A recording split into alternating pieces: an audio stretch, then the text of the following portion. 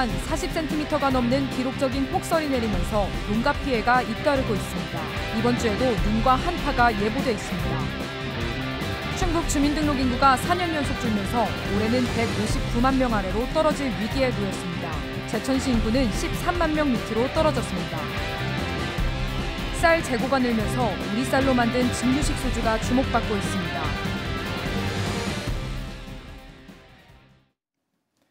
네, 시청자 여러분 안녕하십니까? 계속해서 MBC 뉴스투데이 충북입니다. 지난 설 연휴 동안 40cm 넘게 내린 기록적인 폭설로 지역 일부 농가도 피해가 잇따랐습니다. 비슷한 양이 내린 지난해 11월에 비하면 충북의 피해는 적은 편이었지만 또다시 눈과 한파가 예보되고 있어 피해 복구에 어려움이 예상됩니다. 전효정 기자가 현장을 다녀왔습니다.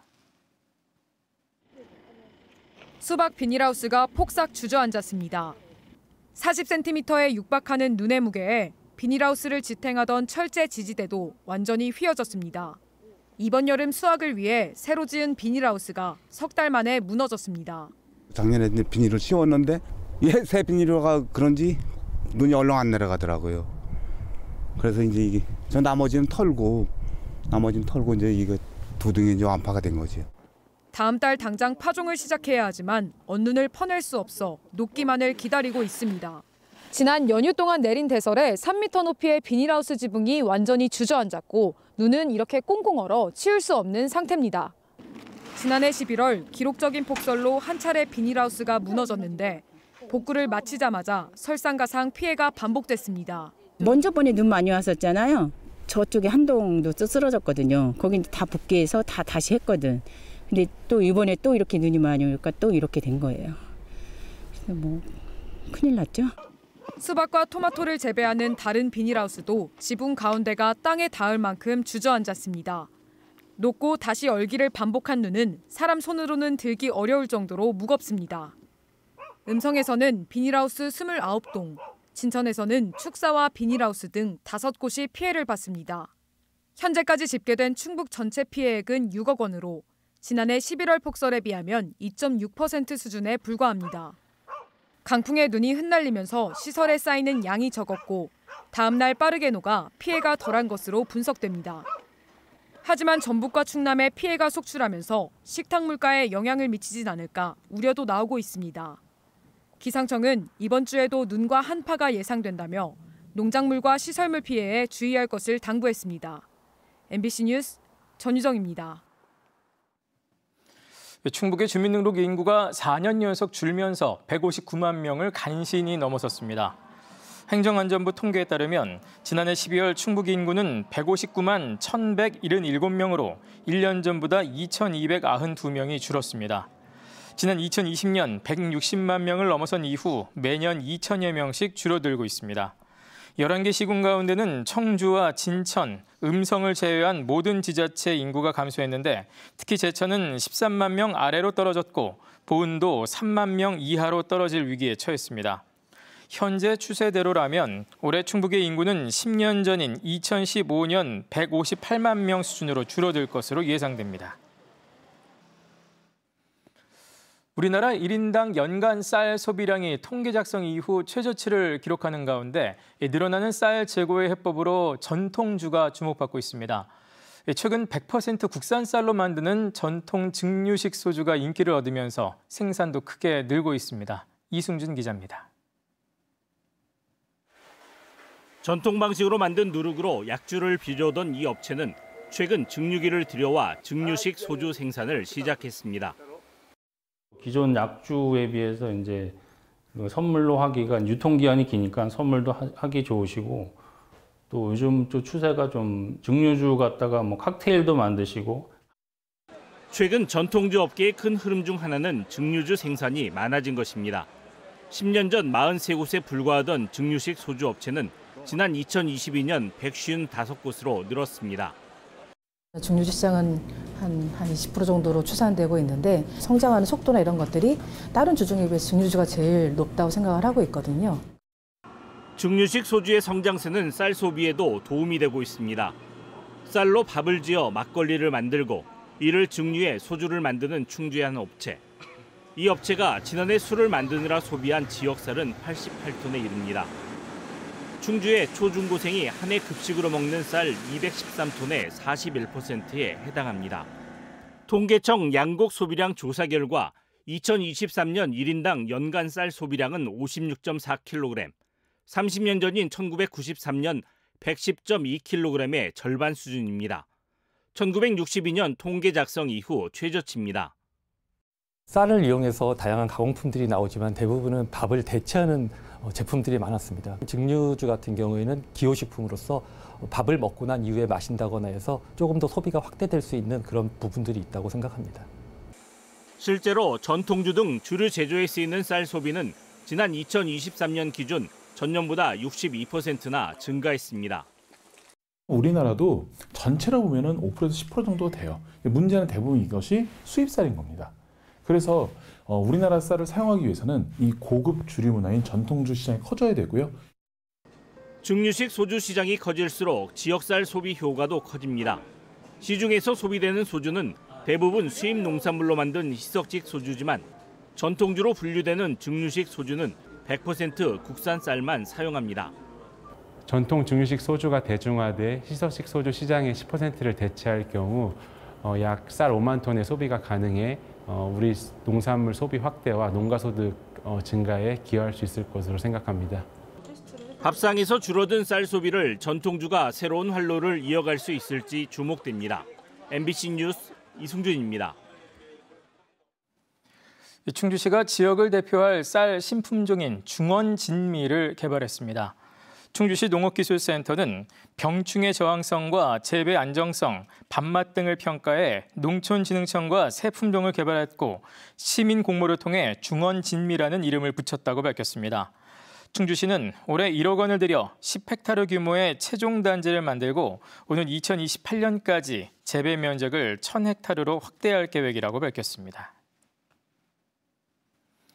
우리나라에서 생산된 김은 해외에서 인기를 얻으면서 검은 반도체라고 불릴 만큼 수출에 호조를 보이고 있는데요. 밀물과 썰물의 차가 커서 영양 염류가 풍부한 서해 천수만에서는 요즘 김 수확이 한창입니다. 보도에 최기훈 기자입니다. 강추위에 바닷바람이 거센 천수만 앞바다에서 김 수확이 한창입니다. 배 위에 끌어올린 그물에는 김이 덕지덕지 붙어 자라 있습니다. 지난 가을 김발에 포자를 붙여 자란 햇김으로 겨울 본격 수확철을 맞았습니다. 천수만 해역은 최근 3년간의 시험 연구 어업 결과 조수 간만의 차에 영양염류가 풍부해 품질이 우수한 것으로 평가받았습니다.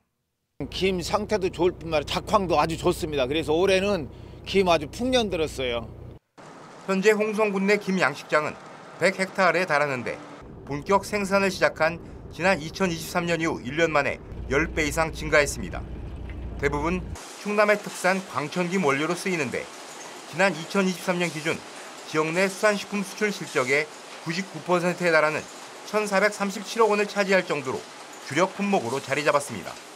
김을 양식하고 1차 공장에서 마른 김을 만들고 3단계로 조미 공장에서 김을 조미해서 국내 판매와 세계 수출에 증대가 됐으면 좋겠다는 생각을 가지고 있습니다.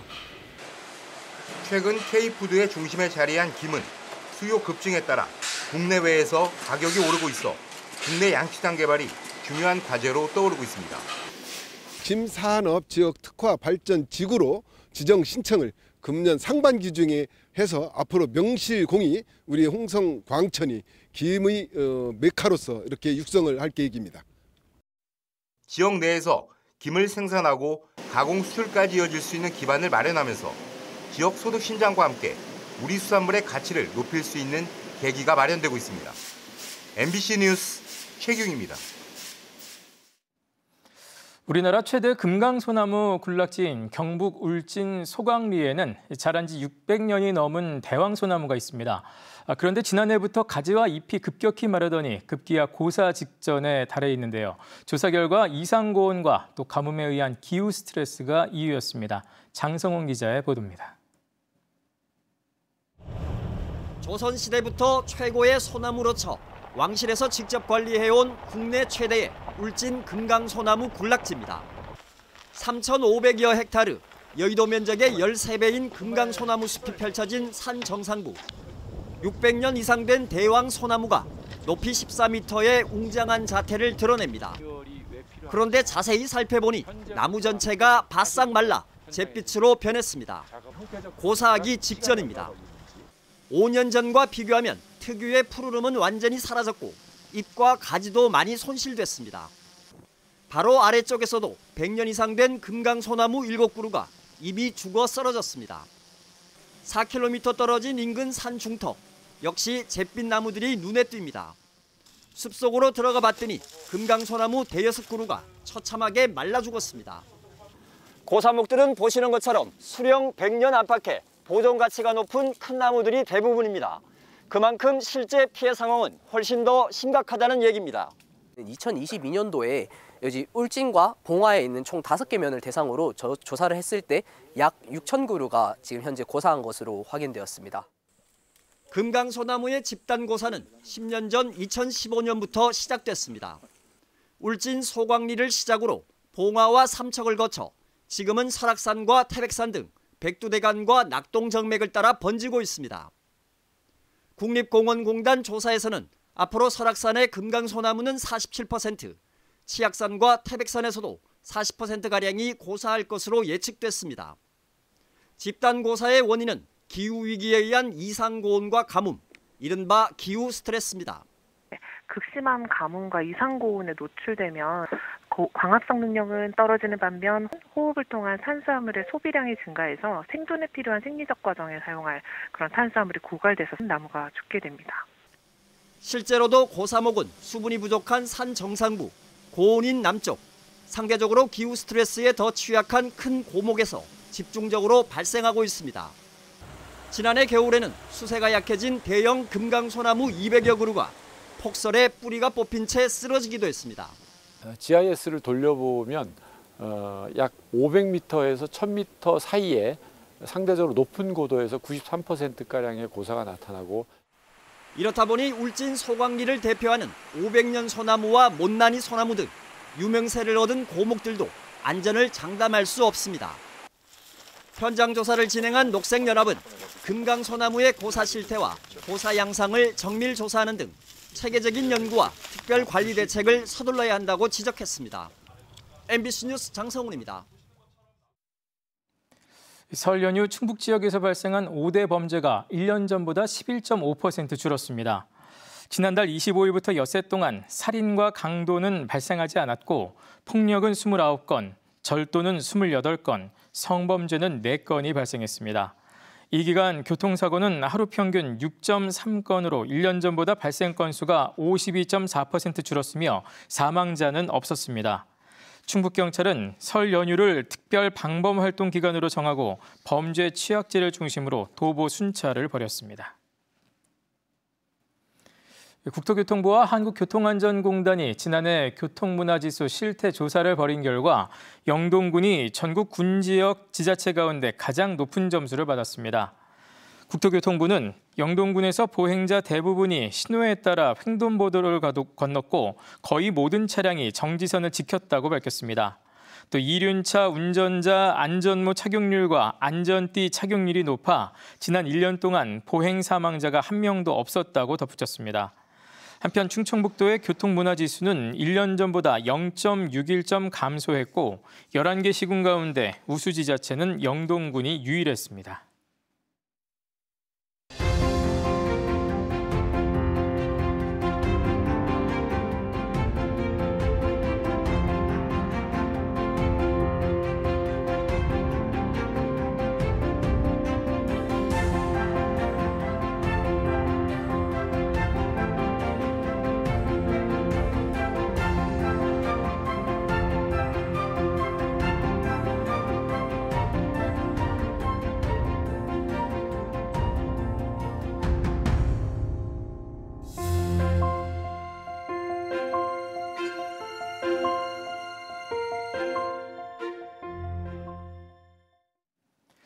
제천에서 50대 여성과 전 남편이 숨진 채 발견돼 경찰이 수사에 나섰습니다. 제천경찰서는 어제 오전 7시 반쯤 제천시 천남동 주택에서 50대 여성이 숨져 있는 것을 딸이 발견해 경찰에 신고했다고 밝혔습니다. 또 이 여성의 전 남편은 인근 야산에서 숨진 채 발견됐습니다. 경찰은 두 남녀의 사망 원인을 조사하기 위해 국립과학수사연구원에 부검을 의뢰할 예정입니다. 불법 영업을 하는 노래방 업주들을 협박해 수천만 원을 뜯어낸 60대가 실형을 받았습니다. 청주지방법원 형사 1단독은 사기와 공갈죄 등을 적용해 60대 남성에게 징역 3년 6개월을 선고했습니다. 이 남성은 지난 2021년부터 술을 팔거나 도우미를 고용한 청주 지역 노래방 업주 8명에게서 수천만 원을 뜯어내고 단속에 걸린 업주에게는 사건을 무마해 주겠다며 금품을 챙긴 혐의로 기소됐습니다. 재판부는 같은 범행으로 출소한 직후 또다시 범행을 저질러 죄질이 좋지 않다고 밝혔습니다. 단양 도담삼봉과 만천하 스카이워크 그리고 단양강 잔도가 문화체육관광부의 한국관광 100선에 선정됐습니다. 이 가운데 도담삼봉은 7회 연속 선정됐습니다. 단양구는 차별화된 관광 콘텐츠 개발과 체류형 관광객 유치를 위해 인프라를 강화하겠다고 밝혔습니다. 이 밖에 보은법주사와 청남대, 청풍호반 케이블카와 속리산 테마파크 모노레일도 한국관광 100선에 포함됐습니다. 국립공원공단 속리산 사무소가 겨울철 밀렵 단속에 나섭니다. 속리산 사무소는 최근 폭설 이후 밀렵이 늘어날 것으로 보고 다음 달 14일까지 밀렵과 밀거래 단속을 벌일 예정입니다. 최근 5년 동안 속리산 국립공원 안에서 수거한 덫과 올무 등 불법 엽구는 81점에 달합니다. 국립공원에 불법 엽구를 설치하면 1년 이하의 징역이나 1,000만 원 이하의 벌금형에 처해집니다. 충청북도와 제천시가 국립산림치유원 유치에 나섭니다. 충청북도와 제천시는 청풍면 학현리 일원을 후보지로 정하고 산림치유원 유치를 위한 기본계획 수립 용역에 들어갔습니다. 네, 뉴스를 마칩니다. 고맙습니다.